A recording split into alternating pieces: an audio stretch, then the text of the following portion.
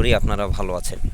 তো আজকে আমরা একটা গ্রামের প্রান্তিক কৃষকের বীজতলায় এসেছিলাম।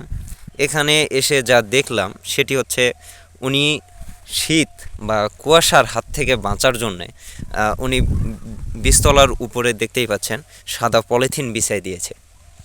আসলে এটা কতটুকু কাজ করে বা কিভাবে কাজ করে আমরা সঠিকভাবে এখন পর্যন্ত জানি না। কেউ যদি এটা ব্যবহার করে থাকেন তারা বলবেন যে এটা আসলে কেমন কাজ করে থাকে। তো এটা উনি দিয়েছে পরীক্ষামূলক। তো আমরা দেখতেই পাচ্ছি যে উনি বীজতলাটা অনেক বড়ই আর কি করেছে, কিন্তু উনি আসলে উপরে পলিথিন দিয়ে ওনার বীজকে রক্ষা করার চেষ্টা করতেছেন। আসলে এই বর্তমান শীতকালীন যে একটা বীজতলা তৈরি করা হয় ইরির জন্য, তো এটা আসলে মানুষ রক্ষা করার জন্য যে যেটা পারে অনেক পদ্ধতি ব্যবহার করে। তার মধ্যে একটা পদ্ধতি দেখতেই পাচ্ছেন যে বীজতলার উপরে সাদা পলিথিন বিছাই দিয়েছে, যাতে পাল্লা বা কুয়াশার হাত থেকে উনি বীজতলাকে রক্ষা করতে পারেন।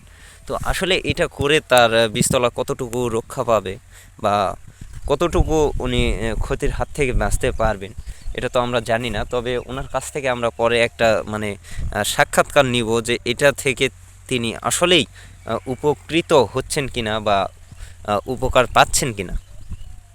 তো এই পদ্ধতিটা গ্রাম বাংলার অনেক এলাকায় দেখা যায় বা অনেক কৃষকই করে থাকেন।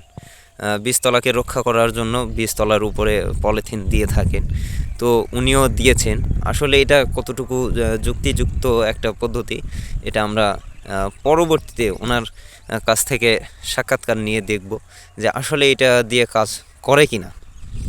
তো এই পাশে আরেকটা বীজতলা দেখতেই পাচ্ছেন, এটা শীতকালীন আবহাওয়াজনিত কারণে ব্যাপকভাবে বীজতলায় বীজ নষ্ট হয়েছে।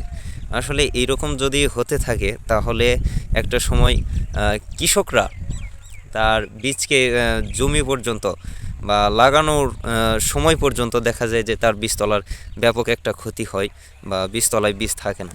যেমন এখানে অনেক বীজতলায় বীজ নষ্ট হয়েছে এবং এটা কৃষকের একটা ব্যাপক ক্ষতি। এই ক্ষতির হাত থেকে বাঁচার জন্য অনেক সময় কৃষক তার নিজ উদ্যোগে নিজ পদ্ধতিতে একটা করে পদ্ধতি নতুন নতুন বের করে। যেমন ওইটাতে দেখতে পাচ্ছেন যে উনি সাদা পলিথিনের কাগজ বীজতলার উপর দিয়ে রেখেছেন। তো আশা করি আপনারা আমার এই ভিডিওটি দেখে উপকৃত হবেন এবং এই পদ্ধতিটা কতটুকু যুক্তিযুক্ত আপনারা আমাকে কমেন্টের মাধ্যমে জানাবেন এবং এরকম আরও সুন্দর সুন্দর ভিডিও পেতে আমার চ্যানেলটি সাবস্ক্রাইব করবেন এবং আমার সঙ্গেই থাকবেন। ধন্যবাদ সবাইকে।